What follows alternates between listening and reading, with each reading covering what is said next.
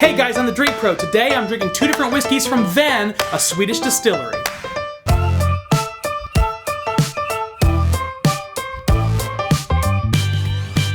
Hey everybody, I'm the Drink Pro. Thanks so much for joining me today. I'm excited to try a new product I've never heard of before until very, very recently. Hven, a Swedish distillery, has made a couple different whiskeys that we get to try. I've got the rye from Hven, and I've got a single malt whiskey from Hven as well. Shout out Joseph Davey and Dave Helt. Those two at Vine & Table in Carmel, Indiana helped me a lot. They've given me several samples to review, and they said, you know, we're not going to tell you what to think about these. You just write the review. If it's good, it's good. If it's not, it's not.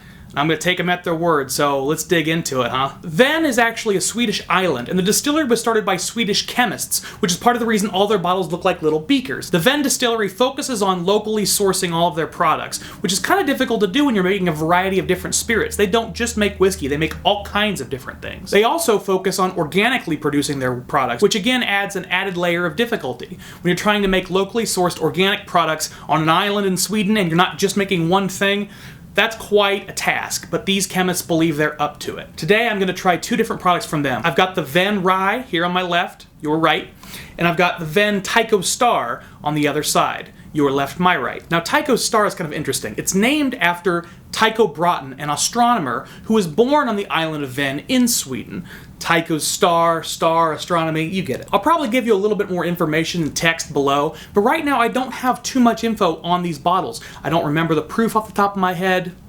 I don't remember, what the mash bill is on these products. I think it's a single malt, and I think this is a high rye. It might be 100% rye. I'll have to double check that. It's kind of fun to just go in blind. I don't really have any expectations about what these will taste like because all I really know is it's Swedish whiskey from organic, locally sourced products. Let's pour out a little of each and give them a moment to breathe, shall we?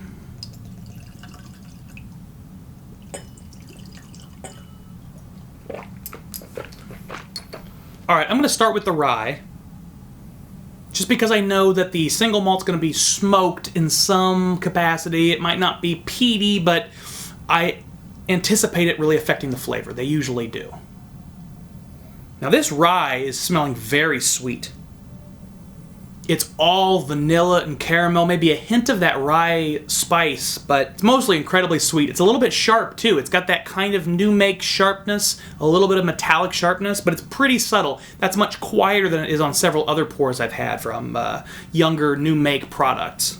Considering this is a rye, it's interesting to notice that corn component on the nose. But this is incredibly sweet. I would be surprised if this was 100% rye. This has to be a high rye mash bill instead. Definitely vanilla, caramel, creme brulee. Those are really notes I get a lot in bourbon, so I'm surprised to see them show up in this rye.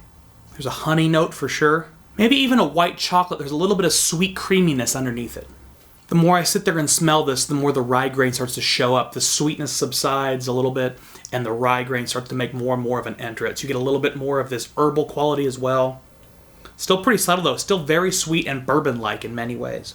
If there's any citrus note on it, it's just like lemon zest. There's not much fruit, there's not any berry. I don't get anything floral from this except for maybe honeysuckle, when that really to me is more of the herbal note and the honey combining. It's not floral really. I also don't really get any oakiness or nuttiness. This is very much in that sweet grain side of the spectrum in terms of the profile. It probably hasn't spent a lot of time in oak. That's just my guess. All right, let's go ahead and give this a taste. Ooh, I really like that, guys. Oh. Ooh. Oh, man. So, your initial flavor is very sweet and grain forward. It reminds me a lot of a young bourbon, without any of that harsh new makiness. It's just the sweetness, maybe a little bit of cotton candy almost, creme brulee, definitely. The smell and the taste are very similar.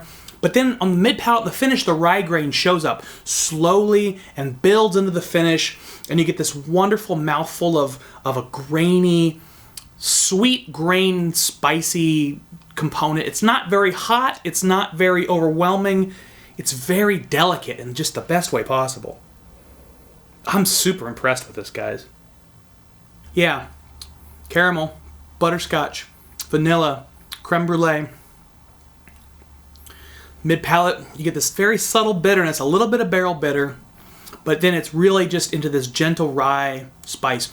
Oh, and I get a little bit of pepper on the finish now, too. It leaves this great grain taste in your mouth. If you like the flavor of rye, this is just wonderful for you. And it's not overpowering at all. My biggest concern with new whiskeys and young whiskeys, particularly ryes, is they're going to be harsh, they're going to be overpowering, it's going to be too much for the palate. Usually to fight against that, you're going to end up seeing watered down products, or, you know, some sort of additive, just things that I don't really want anything to do with in my whiskeys. But this is gentle in all the right ways, yet still somehow flavorful. Big shout out to Hven. That's fantastic.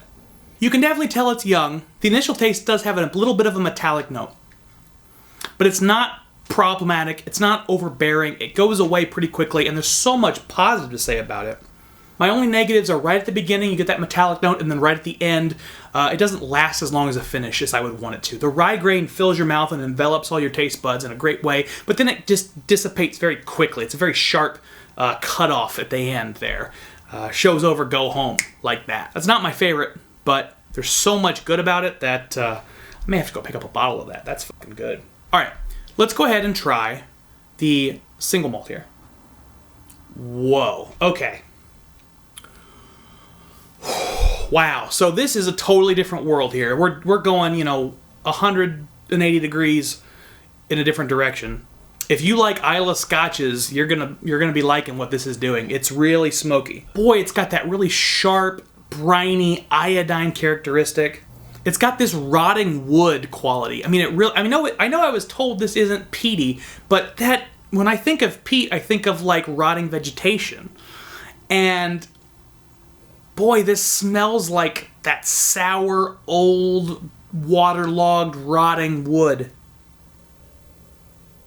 With like this iodine, sea salt, brine, smoke all mixed together. That's really just one hell of a smell, guys. I don't think I've ever smelled anything like this. Now, I haven't had any of the Octomore pours, so there is a whole level of peat I haven't explored much, and I'll admit that, but this is doing some crazy stuff. Okay.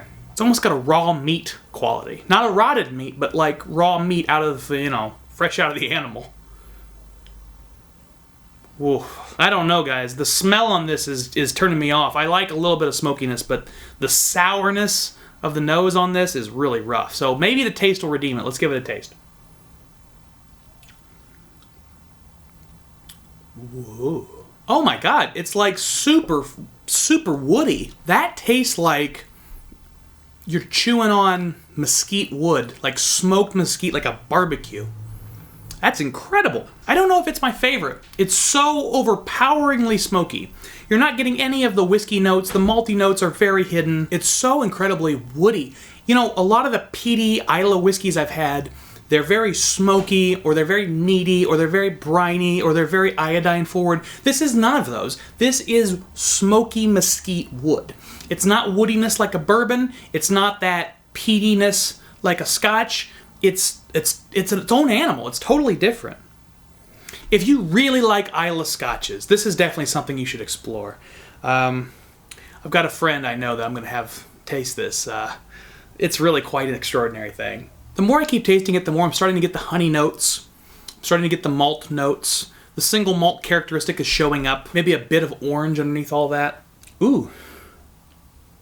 I'm definitely getting some rose. I'm even getting some citrus fruit, like a blood orange or a grapefruit, that almost sour, sweet combination of citrus.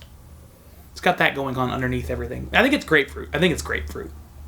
You get acclimated to that woodiness really quickly. The first couple sips, it just blew me away. It was so overwhelming, so different, but after a while, it just becomes a nice, woody pour, very subtle. Honestly, the later sips aren't as exciting to me as the first one. I really was just blown away by how different it was. But once you get used to that, it's kind of a middle-of-the-road profile. There's nothing too extraordinary. It doesn't throw you too far. I kind of like that, actually, though. The people at Hven clearly understood that this was going to be doing something very different and a bit jarring, and so they didn't try to be too extraordinary in any other way. They said, this is the one way this is going to be way different. Everything else is going to be pretty middle-of-the-road. You know, standard issue, sweet, honey, orange. That's a very classic single malt note. Very smoky finish, very campfire-y finish, like a Lafroig. I don't think it's my favorite smoky whiskey. There are a lot of Islas that are doing sort of a smoky, meaty thing that I really love. This doesn't really go into that realm, but it's so cool because it's doing something unlike any of the other Islas I've had. And I know there's a lot of Islas out there, but just the pure smoked mesquite barbecue wood flavor in this is really worth checking out. And it's pretty impressive from a young, small distillery to be making something that's that nuanced, that interesting, that different. I definitely would say go with that rye, though. I love a sweet rye.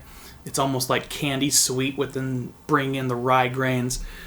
Hven's doing some cool stuff, guys. It's definitely worth picking up. I know they're not the cheapest pours. They are imported from Sweden. They're doing this organic, locally sourced thing that all jacks the price way up. But if you feel like you can afford it, definitely worth trying a bottle.